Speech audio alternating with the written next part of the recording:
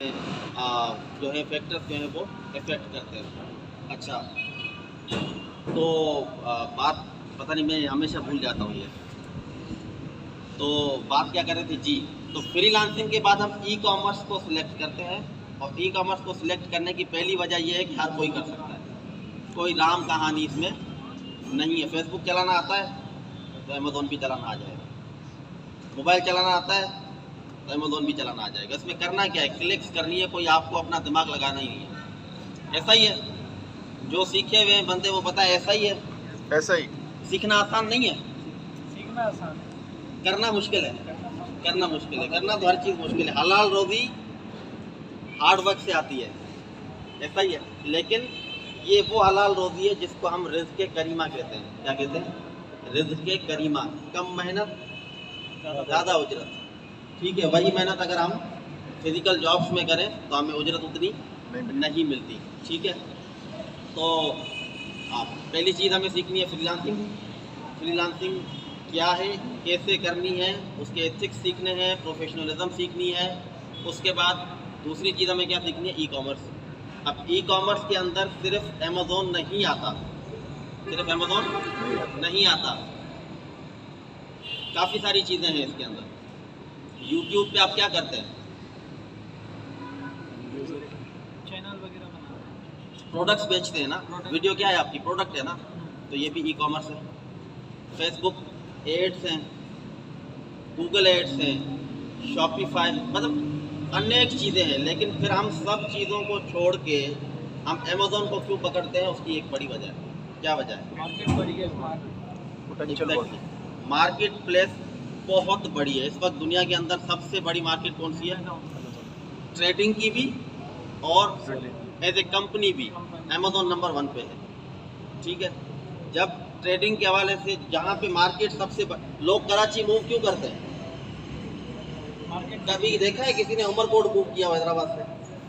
आप यहाँ से बदीन चले जाएं, किसी ने मूव किया है सेवन में?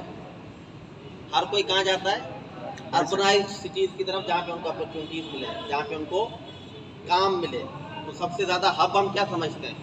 हम अपनी इकोनॉमिक हब जो है हमारा कराची, हर कोई कराची, लाहौर, इस्लामाबाद, यहाँ मूव करने की कोशिश करता है कि हमें वहाँ पे कोई ना कोई रोज़ी रोटी मिल जाएगी। उसी तरह से अमेज़ोन भी हमारे कराची की तरह है। जैसे पाकिस्तान में कराची है, उसी तरह से ये इस ऑनलाइन दुनिया के अंदर अमेज़ोन सबसे बड़ा है। तो हम ये समझते हैं कि अगर आप सब ने कमाना है तो अमेज़ोन जाओ, क्योंकि वहाँ पे इतनी लीड है, इतना काम है कि हम अपना पूरा घर लगा लें, हर बंदा, मेरी पूरी फैमिली अभी काम करती है मेरी, ठीक है, तो भी ये काम ख़त्म होने वाला भी नहीं है, और हर कोई अर्निंग भी करेगा। और दूसरी तीसरी चीज़ कौन सी है? लेकिन एक चीज़ ये है कि हर किसी का रिस्क अपने नसीब का है। ठीक है, समझाता हूँ किस तरह। मैं सर्विसेज कौन सी देता हूँ? अमेज़ोन अकाउंट सस्पेंशन या रीइंस्टेटमेंट की, और मेरे साथ मेरे सर्कल के अंदर 18 बंदे हैं जो देते हैं, लेकिन हर कोई अपना कमाता है। ठीक है, मार्केट के अंदर अमेज़ोन अकाउंट सस्पेंशन की लीड जो है वो करोड़ों में पड़ी है। कितने में? करोड़ों में। अगर अल्लाह ने सारा रिस्क मुझे दे दिया तो बाकी क्या चाहेंगे? समझ रहे हैं? मेरे पास दिन में 50 केसेस आते हैं, और अगर वो 50 ही लेने की मुझ में कैपेबिलिटी भी हो और वो 50 ही मैं कर पाऊँ, तो महीने का 1 करोड़ बनाना मेरे लिए मुश्किल नहीं है। लेकिन अल्लाह सिर्फ उतना देता है जितना उस मंथ की रोज़ी मेरी लिखी होती।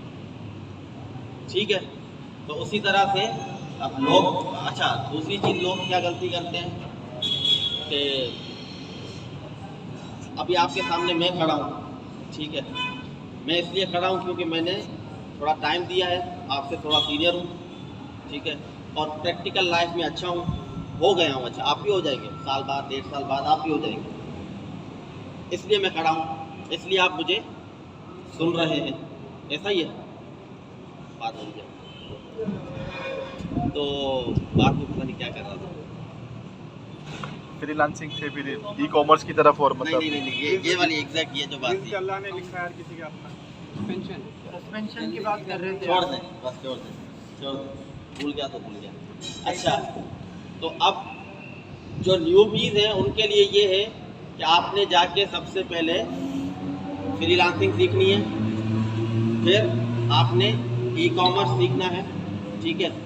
चॉइस आपकी अपनी होगी कि आप कौन सी मार्केट की तरफ जाते हैं और कौन सी स्किल सीखते हैं। आप जिस भी मार्केट की तरफ जाएंगे उसमें भी हज़ारों स्किल्स हैं, आप किसी एक को पकड़ेंगे ना, ऐसा ही है। और किसी एक को ही पकड़ना चाहिए, कोई एक स्किल सीखो, उसी में ही अपनी एक्सपर्टीज ग्रो करो, उसी में ही अपना नाम बनाओ, और वो एक स्किल आपको कमा के देगा, जो कमाओ वो दूसरी जगहों पे यूटिलाइज करो।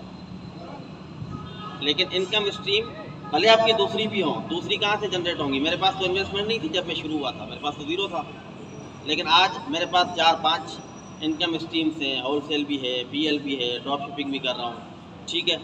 तो वो सारी जो चीज़ें मैंने बनाई वो बनाई इसी एक स्किल से। और आज अगर लोग मुझे जानते हैं वो भी किस वजह से? इस एक स्किल की वजह से। अगर मैं कहता मैं ये भी करूँ, ये भी करूँ, ये भी करूँ, ये भी करूँ, मुझे कोई भी नहीं जानता, ठीक है। जब आप एक स्किल पे लगे रहते हैं 2-3 साल, तो जो एक्सपीरियंस आपके पास होता है वो किसी के पास नहीं होता। आप मार्केट में बिल्कुल जिम हो जाते हैं, आपकी जड़ें मजबूत हो जाती हैं, आपको ईच एंड एवरीथिंग, हर चीज़ का पता चल जाता है, ठीक है। तो एक एक स्किल पकड़ें। अब स्किल आप कैसे सिलेक्ट करेंगे कि आपको क्या सीखना है? जो न्यूबीज हैं पहले उन पे बात करते हैं, हम आप पे बाद में आते हैं। स्किल सिलेक्ट करने का एक ही रूल है, रूल नंबर 1 और रूल नंबर आखिरी, फर्स्ट भी वही है, लास्ट भी वही है। रूल ये है कि आप स्किल वो सिलेक्ट करें जिसके अंदर सबसे ज़्यादा लीड जनरेट होती हो, फुल स्टॉप। सबसे ज़्यादा लीड जनरेट होती हो। अब आप बोलेंगे कि सर हम कैसे सिलेक्ट करें? कॉमन सेंस, कॉमन सेंस सही है। कॉमन सेंस क्या है सर, आप बताएंगे? कोई बताएगा? आप कैसे फाइंड आउट करेंगे कि कौन सा स्किल है जिसमें सबसे ज़्यादा लीड है? उसको कि भाई ज़्यादा पैसा, हाँ, ढूंढेंगे उसको, सुनेंगे, मतलब उसको ढूंढेंगे, हर सारी चीज़ों को देखेंगे। कोई एक चीज़ बता दे कि सर मैं इस तरह से पता लगाऊंगा।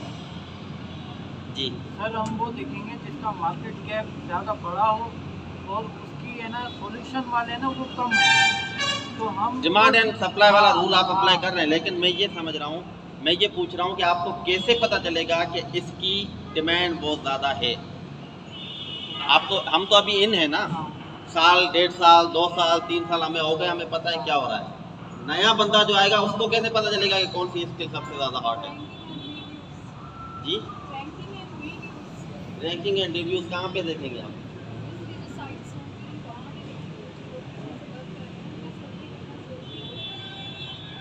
ठीक है, सिस्टर कह रही हैं कि आप जो ऑलरेडी वर्क कर रहे हैं उनसे एंगेज करेंगे और उनसे पूछेंगे। उनसे पूछेंगे नहीं, उनके रिव्यूज देखेंगे। अगर आप चाहते हैं उनकी साइट पे जो लोग उसी मतलब हर कैटेगरी पे जो लोग पहले से वर्क कर रहे हैं उनकी रैंकिंग्स देखते हैं, आप रिव्यूज देखते हैं, आप उससे पता चलता है कि ट्रेंड क्या चल रहा है, किस चीज़ में डिमांड। आप फाइवर पे चली जाएं, किसी भी स्किल में ऐसा बंदा आपको नहीं मिलेगा जिसके 1000 से कम रिव्यूज़ हों टॉप 5 पे। आप कैसे फिर फाइंड आउट करेंगे? आप हर जिस भी कैटेगरी में जाएं, लिस्टिंग वाला बंदा देखो, ग्राफिक डिज़ाइनिंग देखो, कंटेंट राइटिंग, ये सारे कीवर्ड जाके टाइप करो फाइवर पे, और हर बंदे के रिव्यू उतने ही हैं। जो सीनियर है उनके तो उतने ही है ना। You can not find out this way. Common sense क्या है? कॉमन सेंस ये कि हमने अभी अभी बात की कि सबसे बड़ा प्लेटफॉर्म कौन सा है? अमेज़ॉन। तो हमने सिलेक्ट क्या किया? अमेज़ॉन।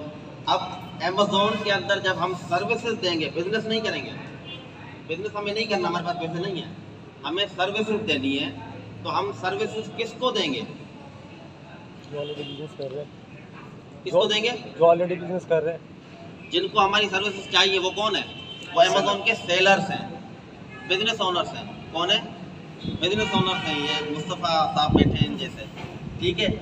अब मुस्तफ़ा साहब के पास पैसे हैं, लेकिन ना तो उनके पास टाइम है और ना उनके पास स्किल है। स्किल मतलब ये कि हाउ नो है, एक्सपर्ट नहीं है। तो वो क्या करेगा कि मैं जब पैसे दे रहा हूँ, पैसे इन्वेस्ट कर रहा हूँ, तो मुझे अच्छे से अच्छा आउटपुट मिले और मेरा काम अच्छे से अच्छा हो। और अच्छे से अच्छे काम के लिए वो क्या करेंगे कि एक्सपर्ट को हायर करेंगे, उसको पे करेंगे ताकि वो उसको बेहतरीन काम करके दे। ऐसा ही है। तो सबसे बड़ी मार्केट अमेज़ॉन, उसमें हमारा क्लाइंट कौन? अमेज़ॉन का सेलर। ठीक है, अमेज़ॉन का सेलर। अब अमेज़ॉन के सेलर जो हैं वो भी डिफरेंट टाइप्स के हैं, जो ऑलरेडी सुन चुके। मैं हर जगह पे बात करता हूँ क्योंकि न्यूबीज़ को ये बड़ी काम आती है। अच्छा, अमेज़ॉन के जो सेलर्स हैं वो कितने टाइप्स के हैं? 3 टाइप्स के। ठीक है, क्योंकि अमेज़ॉन के अंदर डिफरेंट बिजनेस मॉडल्स हैं। एक मॉडल क्या है कि आप अपनी ब्रांड बनाओ और उसको बेचो, अपने ट्रेडमार्क को, अपनी प्रोडक्ट जो आप खुद मैन्युफैक्चर करो उसको सेल करो, इसको हम क्या बोलते हैं? Private label. फिर दूसरी क्या है? रीसेलिंग। रीसेलिंग में फिर 2 बंदे आते हैं, एक वो जो स्टॉक रखते हैं अपने पास, उसको हम बोलते हैं होलसेलर। एक वो जो स्टॉक नहीं रखते हैं, उसको हम क्या बोलते हैं? ड्रॉपशिपर। ठीक है, अब कितने सेलर हो गए हमारे पास? हमारे क्लाइंट कितने हो गए? 3, प्राइवेट लेबल, होलसेलर, ड्रॉपशिपर। अब इन तीनों का रेशियो चेक करो जरा, सबसे ज्यादा कौन है? ड्रॉपशिपर। फिर कौन है? होलसेलर। फिर कौन है? पीएल वाले। क्योंकि एक पीएल की लिस्टिंग, लेट्स सपोज सैमसंग की लिस्टिंग है, उस पर कितने बंदे B2 करके बैठे हुए होते हैं? 24, 50, 100, 200। तो होलसेलर पीएल से बढ़ गए, क्योंकि पीएल की लिस्टिंग है कि उस पर 200 बंदे बैठे हुए। तो यार पानी देना भाईजान, पानी। अच्छा, तो हमारे पास कितने हो गए? हमारे क्लाइंट कौन हो गए? 3 अमेज़ॉन के सेलर हमारे क्लाइंट हैं। तो अब रेशियो सबसे ज्यादा किसका है? ड्रॉपशिपर्स का। ड्रॉपशिपर्स को आपकी जरूरत कब पड़ती है? जब वो बंड मारते वो हैं। करते ही बंद है वो। ठीक है, वो 2 नंबरियां करते हैं, तो उनका अकाउंट सस्पेंड हो जाता है। एक जरूरत उनको तब पड़ती है जब उनका अकाउंट बंद हो जाए, और 90% ड्रॉपशिपर्स का अकाउंट सस्पेंड होता है। 10% जो है वो 1-2 साल निकाल लेते हैं, या वो बहुत कम बार सस्पेंड होती है। ठीक है, दूसरी सर्विस उनको क्या चाहिए? उनको सप्लायर्स चाहिए। ठीक है, ड्रॉपशिप प्रोडक्ट्स चाहिए और उनके सप्लायर चाहिए। सप्लायर कौन से चाहिए? थर्ड पार्टी सप्लायर या अमेज़ॉन टू अमेज़ॉन सप्लायर, कि जहाँ से उनको कम में चीज़ मिले और वो ज़्यादा में बेचें। ये 2 सर्विस उनको चाहिए, उसके अलावा उनको कोई सर्विस नहीं चाहिए। इसके अलावा जो उनको चाहिए वो फिजिकल बंदे चाहिए। ठीक है, टीम बनाते हैं, ऑर्डर्स आते हैं, तो शिप करते जाओ बस। तो सबसे ज़्यादा लीड जनरेट कहाँ से होगी? मतलब सबसे ज़्यादा काम कहाँ से आएगा? ड्रॉपशिपर्स से, क्योंकि उनका नंबर बहुत ज़्यादा है ना। उनका नंबर बहुत ज़्यादा, मैंने आपको बताया कि 90% सस्पेंड होते हैं। अब अगर लेट सपोज 25 करोड़ सेलर में से 15,000 सेलर ड्रॉपशिपर है, और 15,000 का 90% निकालो तो 13,000 बंदे, 13 करोड़ बंदों का अकाउंट सस्पेंड होता है। तो कितना काम हुआ ये? कितना काम हुआ ये आपकी सोच से भी ज़्यादा है। ठीक है, उसके बाद फिर कौन है? होलसेलर। ठीक है, होलसेलर को आपकी ज़रूरत कब होती है?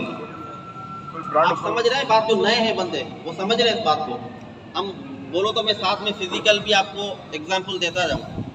होलसेलर बेसिकली कौन है? ये खादी का जो यहाँ पे शॉप है वो किसने खोली है? खादी ने खुद ने नहीं खोली है, फ्रेंचाइज दी हुई है। ब्रांड कौन सी है? खादी। उसको मीटू कौन करके बैठा हुआ है? शायद मुस्तफ़ा भाई, मला साहब, तकी भाई। ये मीटू का मतलब क्या है कि उन्होंने आउटलेट ले लिया है, चीज़ें उनसे परचेज कर रहे हैं कम रेट पे, यहाँ पे थोड़ा रिटेल प्राइस पे बेच रहे हैं। ये होलसेलर है। ड्रॉपशिपर कौन है? ये जितने भी आपके कमीशन एजेंट्स हैं ना, ये ड्रॉपशिपर है। घर चाहिए, घर किसी और का लेना, आपने बीच में क्या किया? एजेंट बना, उधर की चीज़ उधर बिकवा दी, अपना मार्जिन रख लिया। ठीक है, फेसबुक पे लिस्टिंग लगी गाड़ी बेचने की, मैं ब्रोकर बन गया। सर ये गाड़ी मुझे लेनी है। अब उसने बंदे ने रखी 12 लाख, मैं तो 10 लाख दूंगा। अब मेरे पास पैसा ही नहीं है, मुझे लेनी ही नहीं है। 10 लाख में उसको राजी किया, आगे से मुराद भाई को पकड़ के 12 लाख की गाड़ी मिल रही, बड़ी ज़बरदस्त है। अब वो बंदा नए बंदे हैं, उन्होंने 12 लाख दे दिए, मैंने 10 लाख उसको दिए, इसको गाड़ी देती 2 लाख मुझे बच गई। ये ड्रॉपशिपर्स है। ठीक है, फिजिकल ड्रॉपशिपर्स की बात कर रहा हूँ। फिर प्राइवेट लेवल वाले कौन से हैं? जुनैद जमशेद, शाहिद अफरीदी, खादी, ये जितने भी ब्रांड्स हैं ये कौन है? Private level. ठीक है, समझ गई? अब समझ आ रही है बात? अब इनको आप ऑनलाइन पे लेके जाएं तो भी ये सेम ही रूल अप्लाई होता है, सिर्फ वो ऑनलाइन है। अब होलसेलर्स जो हैं, अगर आप खादी पे जाओ तो इनको किसकी ज़रूरत है? एक मैनेजर की, ऐसा है, जो उनके स्टोर को, आउटलेट को मैनेज करे। उसी तरह से होलसेल को क्या चाहिए? एक स्टोर मैनेजर, जो जब प्राइस मार्केट में अप डाउन हो तो उसको मैनेज, काफ़ी सारी चीज़ें फिर उसमें आ जाती हैं। दूसरा बंदा उनको कौन सा चाहिए? जो उनको अच्छी अच्छी ब्रांड्स के साथ ताल्लुकात बना के दे, जिसको हम ब्रांड कोऑर्डिनेटर बोलते हैं एक ज़बान में। दूसरी ज़बान में हम क्या बोलते हैं? दूसरी ज़बान में हम क्या बोलते हैं? आपकी ज़बान में क्या बोलते हैं? मेरी ज़बान में तो बोलते हैं ब्रांड कोऑर्डिनेटर, जो आपके लिए ब्रांड्स के साथ कोऑर्डिनेट करता है और आपको ट्रेड अकाउंट लेके देता है। क्योंकि सारी ब्रांड्स आपको अपनी ब्रांड बेचने नहीं देती। नया बंदा होगा ना, वो अगर मैं कुछ भी गलत करूँगा, ख्वार कौन होगा? ब्रांड का नाम खराब। ब्रांड का नाम, ब्रांड की रेपो खराब होगी। तो वो सिर्फ उन बंदों को देते हैं जिन पे वो रिलाय करते हैं। ठीक है, अगर आपके पास अच्छा कोऑर्डिनेटर है तो वो किसी भी ब्रांड को से आपको ट्रेड अकाउंट लेके दे देगा। तो हमें होलसेलर को सर्विस देनी है तो कौन सी? ब्रांड ढूंढनी है। फिर उन ब्रांड की प्रोडक्ट तो हज़ारों होती हैं, फिर कोई भी अच्छी प्रोडक्ट उनकी ले लेते हैं। दूसरा, स्टोर मैनेजर चाहिए। ये दो सर्विसेज चाहिए होलसेलर्स को। अच्छा, इसकी लीड आधे से भी कम है ड्रॉपशिपर्स की निस्बत। लीड से मुराद क्या है? काम, क्लाइंटेल। ठीक है। फिर तीसरा बंदा है पीएल वाला। पीएल वाला सबसे कम है नंबर में, लेकिन सबसे ज़्यादा सर्विसेज उनको चाहिए। कितनी चाहिए? 11। कितनी चाहिए? 11 सर्विसेज। अगर आप कहाँ से शुरू करेंगे? प्रोडक्ट रिसर्च से, मार्केट रिसर्च से। हमें तो नहीं पता कि यहाँ से बैठ के भाई यूएस में क्या बिक रहा है, यूएस के लोग क्या लेना चाह रहे हैं। पाकिस्तान के अंदर कप्तान चप्पल बिकती है, अमेरिका में तो कोई नहीं पहनता। ठीक है, हम अमेरिका में कप्तान चप्पल बेचेंगे तो बिकेगी क्या? नहीं बिकेगी। ठीक है, हम वहाँ की सोसाइटी के हवाले से चीज़ों को चेक करते हैं। वो मार्केट रिसर्च, एक बंदा मार्केट रिसर्च करता है, जिसको हम प्रोडक्ट रिसर्च हंटर या प्रोडक्ट रिसर्चर बोलते हैं। फिर उसके बाद लिस्टिंग क्रिएटर, जो वही चीज़ जो एक बंदे ने ढूंढ के दी, दूसरा बंदा क्या करेगा? उसको वेबसाइट के अंदर लिस्ट करेगा कि ये इसके फीचर्स हैं, ये इसका नाम है, ये इसकी फ़ोटोज़ हैं। ठीक है, ये प्रोडक्ट है, वो सारी लिस्ट करके डन कर देगा। अच्छा, लिस्ट करते हुए तीसरा बंदा इनको चाहिए होता है फोटोग्राफर, जो प्रोडक्ट्स की फ़ोटोग्राफी और वीडियोग्राफी करता है। ठीक है, चौथा बंदा इनको इधर कौन चाहिए? सोर्सिंग भी चाहिए। फिर लिस्टिंग, हंटिंग के बाद हम सोर्सिंग करते हैं। ठीक है, कुछ लोग पहले लिस्टिंग कर लेते हैं लेकिन उसको क्लोज रखते हैं। ठीक है, और डमी लिस्टिंग जिसको हम बोलते हैं। फिर हम सोर्सिंग, एक सोर्सिंग एजेंट चाहिए होता है जो हमें अच्छी प्राइस पे अच्छे प्रॉफिट मार्जिन से मैन्युफैक्चरर से वो प्रोडक्ट खरीद के दे।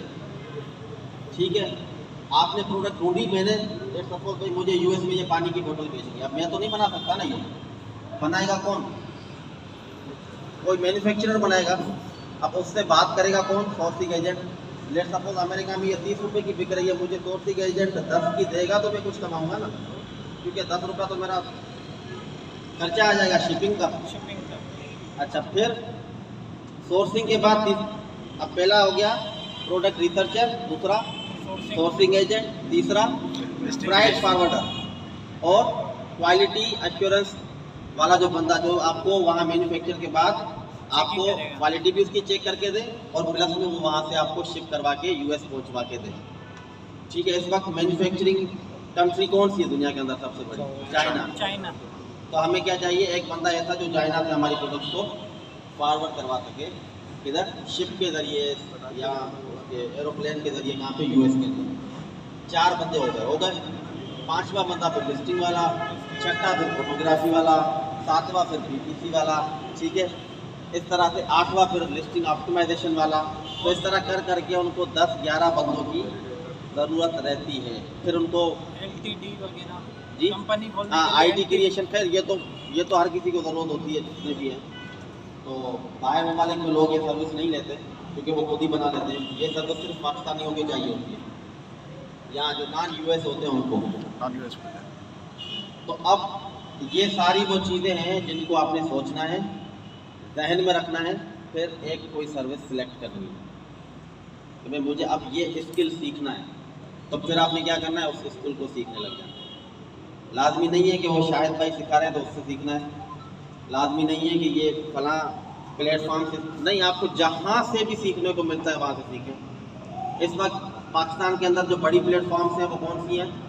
एक्सट्रीम कॉमर्स है, इनेबलर्स है, ठीक है, इस तरह से छोटी मोटी और भी डिजी मास्टर्स है, बहुत सारी है। आपको सीखना है। हम फेवरेटिज्म के उस पर नहीं जाएंगे। हाँ, मेरी एक जो जज्बाती जो रिश्ता है वो किसी एक के साथ मैं थोड़ा इंक्लाइन होऊंगा, लाजमी हर कोई होगा, लेकिन जब बात सीखने की है तो आप हर जगह से सीखें, हर जगह से सीखें, ठीक है। आपको अपना सिर्फ स्किल डेवलप करना है। आपका फोकस क्या है कि मुझे ये चीज़ सीखनी है, पुलिस का यूट्यूब से सीखें, गूगल से सीखें, इनेबलर से सीखें, एक्सट्रीम कॉमर्स से सीखें, जहाँ से सीखने को मिलता है सीखें। स्किल डेवलप किया, अब लर्निंग आप ख़त्म हो गई, लर्निंग ख़त्म हो गई, फ्रीलांसिंग भी सीख ली, स्किल भी सीख ली। अब इसको सेल करना है। क्या करना है? सेल करना है। सर्विस सेल करने के लिए भी ऑनलाइन आपको क्या चाहिए होती है? लिस्टिंग, या अपवर्क पे, या फेसबुक पे, या फाइवर पे, ग्रू पे, फ्रीलांसिंग पे, हर जगह पे आप जितना अच्छा खुद को रिप्रेजेंट कर सकें उतना करें।